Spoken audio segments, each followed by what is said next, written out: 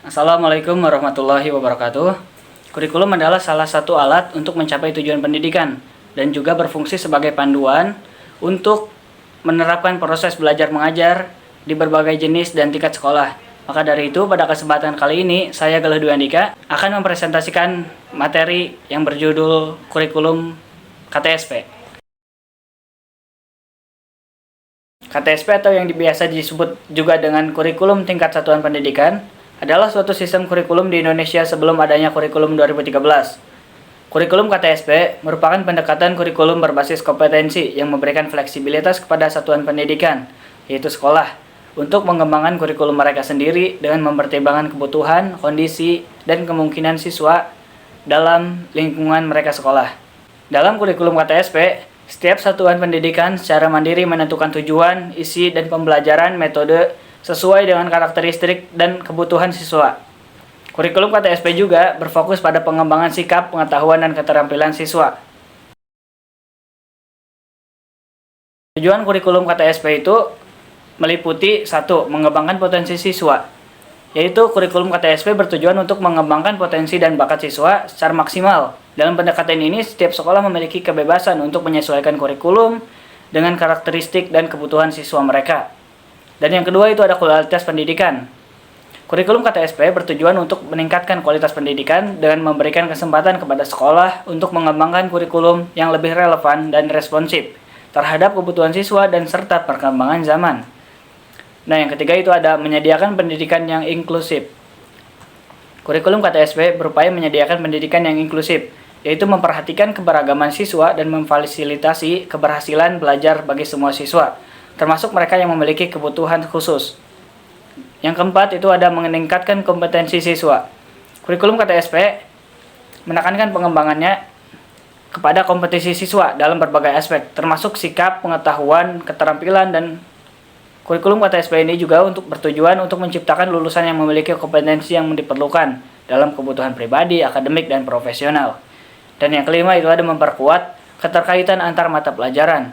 Kurikulum KTSP mengupayakan integrasi antar mata pelajaran untuk meningkatkan pemahaman siswa tentang keterkaitan dan aplikasi pengetahuan dalam kehidupan nyata. Hal ini dilakukan dengan mengaitkan materi pembelajaran dari berbagai mata pelajaran dalam satu tema atau proyek. Dan yang keenam itu ada mempersiapkan siswa untuk kehidupan dan karir. Nah, kurikulum KTSP ini bertujuan untuk mempersiapkan siswa agar siap menghadapi tantangan dan tuntutan kehidupan serta karir di masa depan. Kurikulum ini berupaya melibatkan siswa dalam pembelajaran aktif, kreatif, dan kolaboratif yang relevan dengan dunia nyata. Dan yang ketujuh itu adalah memberikan kebebasan pada satuan pendidikan. Salah satu tujuan utama kurikulum KTSP adalah memberikan otonomi kepada suatu satuan pendidikan, yaitu sekolah, untuk mengembangkan kurikulum yang sesuai dengan konteks dan kebutuhan siswa di daerah mereka.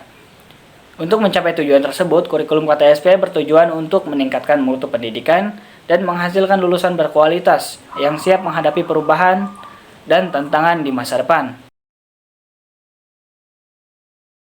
Komponen kurikulum KTSP meliputi 1. Standar kompetensi. Merupakan kumpulan kemampuan yang harus dimiliki oleh siswa pada akhir pendidikan di tingkat tertentu.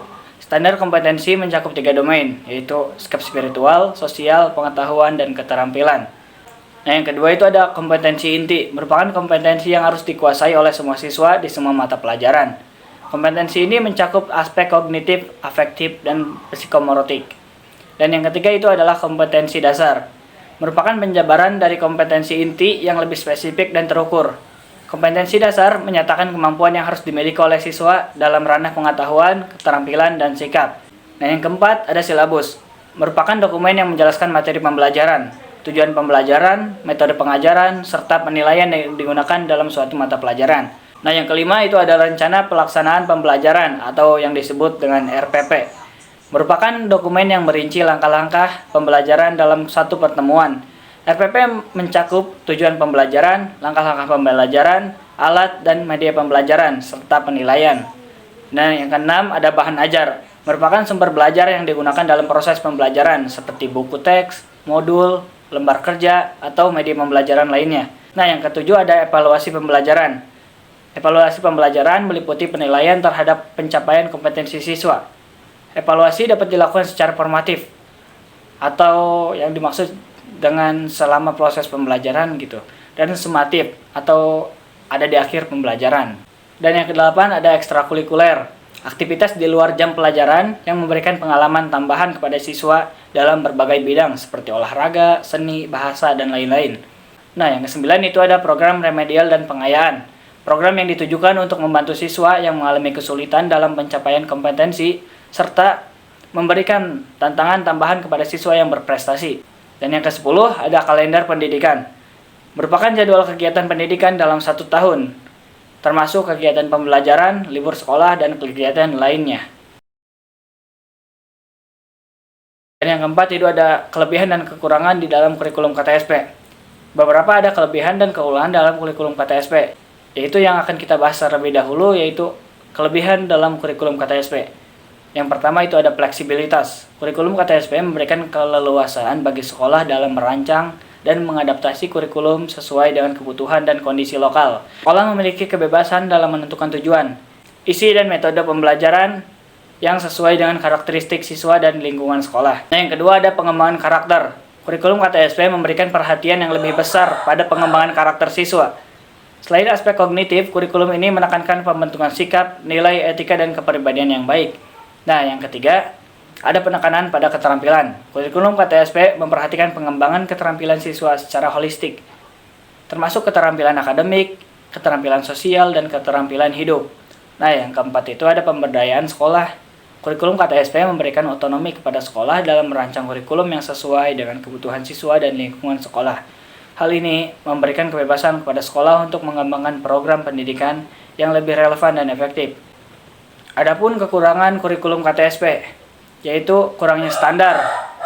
Kurikulum KTSP kurang memiliki standar nasional yang jelas dan terukur. Hal ini dapat menyebabkan perbedaan kualitas pendidikan antara satu sekolah dengan sekolah lainnya. Nah, ada juga yang kedua, ketidakjelasan pemetaan kompetensi. Pemetaan kompetensi dalam kurikulum KTSP seringkali tidak jelas, sehingga guru dan siswa sulit memahami tujuan pembelajaran yang harus dicapai. Nah, yang ketiga yaitu terlalu berat. Kurikulum KTSP cenderung memiliki beban kurikulum yang terlalu berat. Mengingat banyaknya materi yang harus dicakup dalam waktu yang terbatas, hal ini dapat menghambat proses pembelajaran yang efektif dan menyebabkan stres pada siswa dan guru. Nah, yang keempat, kurangnya pendekatan kontekstual. Kurikulum KTSP belum sepenuhnya mengintegrasikan pendekatan pembelajaran yang kontekstual dan relevan dengan kehidupan sehari-hari siswa. Hal ini dapat menyebabkan kurangnya keterhubungan antara pembelajaran dengan konteks nyata siswa. Jadi dapat disimpulkan bahwasanya kurikulum KTSP itu fokus pada kompetensi. Kurikulum ini menekankan pentingnya pengembangan sikap, pengetahuan, dan keterampilan peserta didik. Dan salah satu prinsip utama kurikulum KTSP adalah pembelajaran terpadu, yang artinya mata pelajaran tidak diajarkan secara terpisah, tetapi terintegrasi dalam tema atau topik tertentu, sesuai dengan penyelarasan dengan lingkungan. Hal ini dimaksudkan agar peserta didik dapat memahami dan mengaplikasikan pembelajaran dalam konteks nyata, serta menjadi anggota masyarakat yang bertanggung jawab. Dengan saran yang perlu lebih diperhatikan oleh kurikulum KTSP, sekalipun kurikulum KTSP itu sendiri sekarang sudah tidak berlaku lagi di Indonesia karena telah tergantikan oleh kurikulum terbaru. Tetap saja banyak yang harus dievaluasi dari kurikulum KTSP itu sendiri. Contohnya integrasi teknologi dalam pembelajaran, yaitu mengintegrasikan teknologi dalam kurikulum KTSP akan membantu peserta didik mempersiapkan diri menghadapi tantangan di dunia digital. Guru juga dapat menggunakan perangkat teknologi, sumber daya daring, dan aplikasi pembelajaran interaktif untuk meningkatkan keterlibatan dan pemahaman peserta didik.